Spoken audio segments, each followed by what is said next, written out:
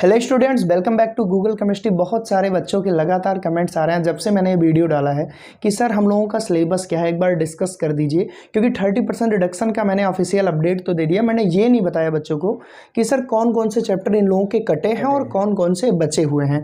तो बेसिकली आज आपको फिजिकल केमिस्ट्री के एक्सपर्ट आनंद सर आपके साथ हैं और मैं इनऑर्गेनिक आपको कवर कराता हूँ। तो आज हम लोग डिस्कस करेंगे कि इस बार यूपी बोर्ड इंग्लिश मीडियम या यूपी बोर्ड हिंदी मीडियम के स्टूडेंट्स को कौन कौन से चैप्टर कंप्लीटली नहीं पढ़ने हैं।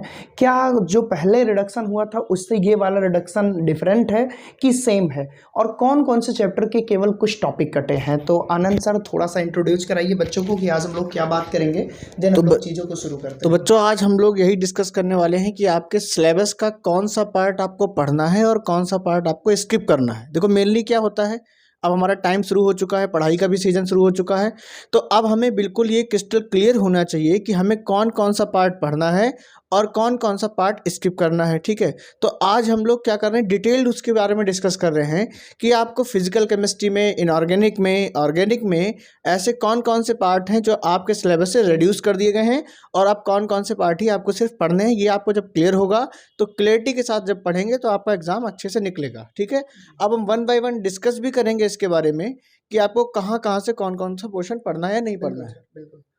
तो स्टूडेंट सबसे पहले तो हम ये बात करेंगे कि वो कौन से ऐसे चैप्टर हैं जो कम्प्लीटली कट गए हैं, क्योंकि उसको आप तुरंत एनसीईआरटी में टिक लगा लीजिए, आप उसको काट दीजिएगा। होता क्या है, हम आपको सिलेबस बताते हैं। हाँ, एक चीज़ और इम्पॉर्टेंट खबर कि अभी आपको वीडियो के लास्ट में हम लोग इसको स्क्रीन रिकॉर्डिंग के माध्यम से आपको दिखा भी देंगे कि क्या सिलेबस आपका है। ठीक है ना। तो सबसे पहले हम लोग स्टार्ट करते हैं, चाहे आप हिंदी मीडियम के स्टूडेंट्स हो चाहे आप इंग्लिश मीडियम के हो।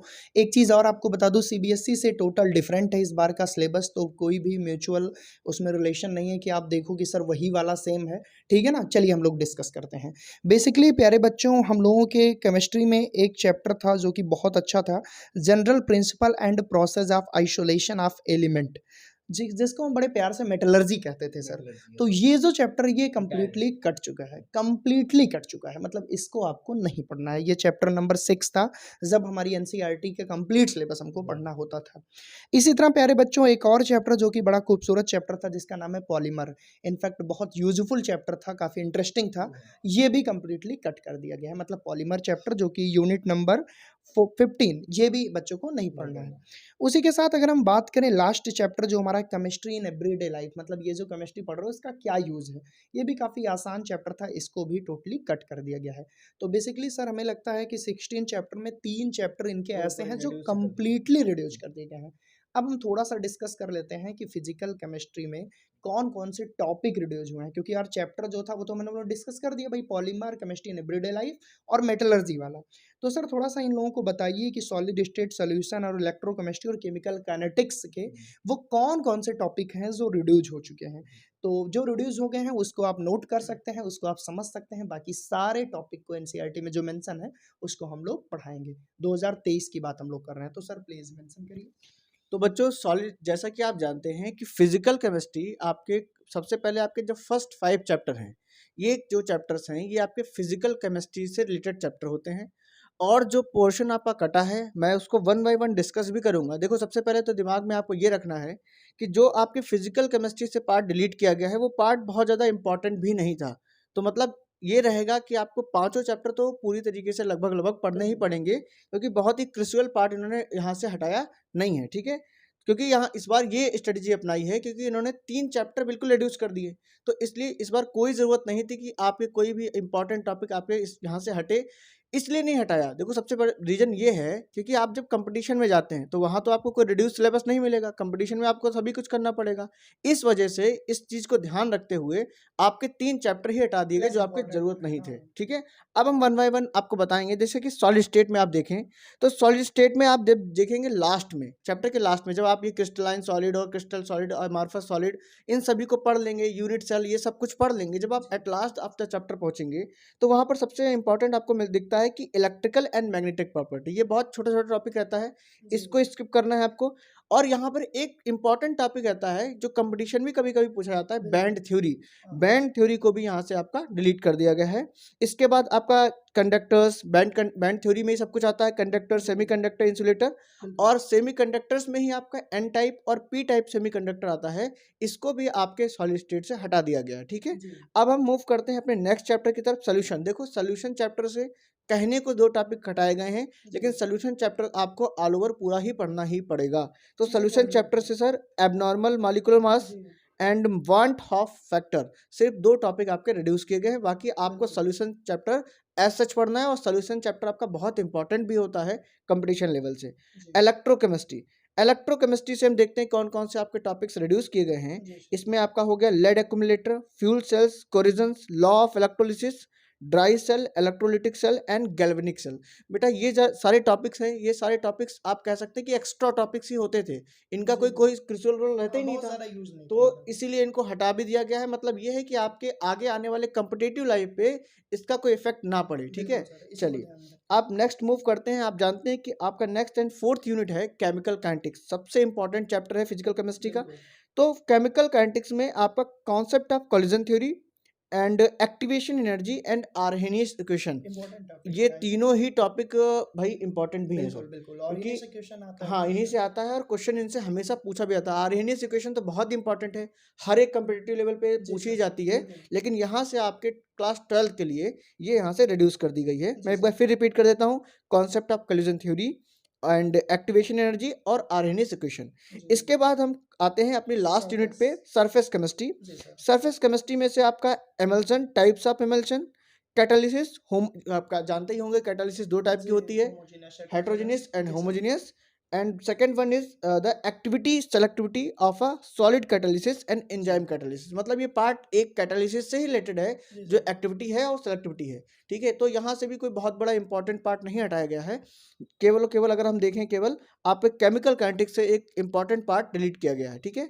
तो बेटा 1 बाय 1 हमने डिस्कस कर लिया कि आपके फिजिकल केमिस्ट्री से जो पार्ट रिड्यूस किए गए हैं। अब सोमेश सर आपको 1 बाय 1 बताएंगे कि आपके अदर इनऑर्गेनिक और ऑर्गेनिक से कौन कौन सा पार्ट डिलीट किया गया है, क्या क्या आपको नहीं पढ़ना है। सोमेश सर बेसिकली अभी आनंद सर ने डिस्कस किया कि स्टार्टिंग के 5 यूनिट से कौन कौन से टॉपिक आपके रिड्यूस हो चुके हैं, और बात करें अगर हम 6 यूनिट की, जिसका नाम मैंने मेटलर्जी इंसर्ट आपको बताया, तो वो तो कंप्लीट कर चुका है। तो अब हम आते हैं यूनिट नंबर 7 पे, जिसका नाम है पी ब्लॉक एलिमेंट। काफ़ी लंबी यूनिट थी, काफ़ी इंपॉर्टेंट भी है अगर आप नीट या जेई के एस्पिरेंट हो, तो हम इसमें देखना चाहेंगे कि कौन कौन से टॉपिक रिड्यूस हुए हैं। ग्रुप नंबर 15 में ये ऑक्साइड ऑफ नाइट्रोजन को कट कर चुके हैं, फास्फोरस के एलोट्रॉपी को ये कट कर चुके हैं, और preparation and properties and halide oxy acid को भी ये कंप्लीट कर चुके हैं। Preparation and property of phosphine, पीएस3 जो कि काफ़ी इंपॉर्टेंट था सर, मुझे लगता है एनएच3 पीएस3 का कंपेरिजन बहुत ज़्यादा आता था, ये भी कट हो चुका है। तो अगर हम बात करें ग्रुप नंबर 16 की, तो यहाँ से सल्फ्यूरिक एसिड, इसका मतलब जो contact process of preparation of sulphuric acid थी, वो बहुत इंपॉर्टेंट क्वेश्चन था, वो भी यहाँ से कट कर दिया गया है। इंडस्ट्रियल प्रोसेस ऑफ मैन्युफैक्चर ये कट चुका है, ठीक है। तो ग्रुप नंबर 15 से काफ़ी टॉपिक कटे हैं और 16 से एक टॉपिक कटा है, तो आई थिंक पी ब्लॉक में थोड़ा सा रिडक्शन हुआ है, फिर भी ये चैप्टर सबसे इंपॉर्टेंट होगा अगर आप इनऑर्गेनिक की बात करते हैं तो। Now we will discuss D and F block. यहाँ से केमिकल रिएक्टिविटी ऑफ लेंथेनाइड कटी है, मैंने कि पूरी लेंथेनाइड आपको पढ़नी है, बस केमिकल रिएक्टिविटी कटी है, और एक्टिनाइड लगभग कंप्लीट कट गया है, कुछ नहीं पढ़ना। इलेक्ट्रॉनिक कॉन्फ़िगरेशन कट गया, ऑक्सीडेशन स्टेट कट गया, लेंथेनाइड से कंपेरिजन कट गए, KMnO4 K2Cr2O7 ये सारी चीज़ें कट गई। Now we will discuss next chapter unit number 9 coordination compound, जो कि बहुत इंपॉर्टेंट चैप्टर है। यहाँ से structure of stereo isomerism cut चुका है, importance of coordination compound cut चुका है, extraction of metal and biological system ये उतना इंपॉर्टेंट था नहीं, वो चीज़ें काट दी गई हैं। तो मुझे लगता है सर इसमें ठीक ठाक रिडक्शन हुआ है। Now we will discuss organic chemistry, इसका पहला चैप्टर बहुत खूबसूरत सा chapter, halo alkane halo arene. तो हेलो एल्केन हेलो एरीन में जो प्रिपरेशन थी, प्रॉपर्टीज़ थी, वो सारी चीज़ें पढ़नी हैं। तो सर कटा क्या है भाई, लास्ट के टॉपिक कटे हैं, environmental effect of dichloromethane, trichloromethane and tetrachloromethane, iodoform, freon और DDT, ये सारी चीज़ें कटी हैं, जो 2-2 4-4 लाइन NCERT के लास्ट पेज पे दी थी। तो मुझे नहीं लगता कि बहुत ज़्यादा इफेक्ट इससे पड़ने वाला है, कोई इफेक्ट नहीं पड़ेगा। Now we will discuss alcohol, phenol, ether. यहाँ पे केवल मीथेनॉल और इथेनॉल का यूज काटा गया, बाकी सारी चीज़ें सर इंटायर चैप्टर पढ़ना है। और उसके बाद हम बात करते हैं, एक चैप्टर है यूनिट नंबर 12 जो कि गायब दिखाई दे रही होगी, मतलब तुम समझ रहे होगे। ये एक ऐसा चैप्टर प्यारे बच्चों, aldehyde, ketone and carboxylic acid, जिससे एक भी टॉपिक रिडक्शन नहीं किए गए। इसका मतलब ये आप समझ सकते हो कि कितना इंपॉर्टेंट ये चैप्टर है आपके कॉम्पिटिटिव अप्रोच के लिए। Now we will discuss unit number 13 which is known as amines, nitrogen के कंपाउंड। यहाँ पे प्यारे बच्चों साइनाइड, आइसोसाइनाइड कट कर दिए गए हैं, डाइजोनियम साल्ट कट कर दिया गया है, ठीक है। और डाइजोनियम साल्ट की पूरी केमिस्ट्री इनफेक्ट कट हो गई है। तो डाइजोनियम साल्ट यार एक इंपॉर्टेंट कंपाउंड था जो कि बहुत अच्छा इंटरमीडिएट है, तो इसका यूज हमको पढ़ना चाहिए था बट कट गया है, तो कोई बात नहीं। और नेक्स्ट है हमारा पॉलीमर, तो पूरा चैप्टर कट ही गया भाई। Sorry next chapter unit number 14 जो कि बायोमॉलिक्यूल है, जहाँ पे हम बायोकेमिस्ट्री के पार्ट कह सकते हैं। इसमें हमको ऑलिगोसैकेराइड नहीं पढ़ना है, इसके साथ साथ इंपॉर्टेंट आप कार्बोहाइड्रेट नहीं पढ़ना है, विटामिन नहीं पढ़ना, हार्मोन नहीं पढ़ना, मतलब आसान चीज़ें सारी काट दी गई और जो इंपॉर्टेंट चीज़ें थी ग्लूकोसाजोन और ये सारी चीज़ें वो अभी मेंशन हैं। तो फिर इंटायर यूनिट 15 कट चुका है और 16 कट गया है। तो आई होप आप समझ गए होंगे कि क्या कटा है क्या नहीं। अब बहुत सारे बच्चों के मन में क्वेश्चन आएगा, सर इसका लिखित मुझे कहाँ मिलेगा। जो बच्चे हिंदी मीडियम के हैं वो यूपीएमएससी की वेबसाइट पे जाएंगे, 2022-23 का सिलेबस उनको लिखित वहाँ पे मिलेगा। लेकिन जो बच्चे इंग्लिश मीडियम के उनके लिए बड़ी समस्या, क्योंकि सर यूपीएमएसपी तो हिंदी मीडियम की बात करती है, तो उनको गूगल केमिस्ट्री देगा। एक बड़ी खबर बताऊं आपको, जो चैप्टर 2019-20 और जो टॉपिक कटे थे सेम वही इस बार कटे हैं, मतलब there is no any change. पिछली बार भी हम 30% रिडक्शन वाला सिलेबस पढ़ते थे, इस बार भी। तो बिना घबराए हुए उसी सिलेबस को कंटिन्यू कर सकते हैं। जिसको नहीं पता सिलेबस, गूगल केमिस्ट्री के टेलीग्राम लिंक को टेलीग्राम ग्रुप को ज्वाइन करें, वहां पे दिया जाएगा। साथ ही फिर भी कोई डाउट आ रहा है तो आप कॉन्टेक्ट कर सकते हैं। और जो बच्चे क्लास 12, क्लास 11, क्लास 10 की केमिस्ट्री, फिजिक्स, मैथमेटिक्स के बेहतर कोर्स ज्वाइन करना चाहते हैं, यूपी बोर्ड इंग्लिश मीडियम का एकमात्र चैनल, वो तुरंत नीचे डिस्क्रिप्शन बॉक्स में हमारे ऐप की लिंक है सर, उसको डाउनलोड करें और अपनी पढ़ाई वहां से कंटिन्यू करें, अपने सपनों को साकार करें। Thank you so much, best wishes.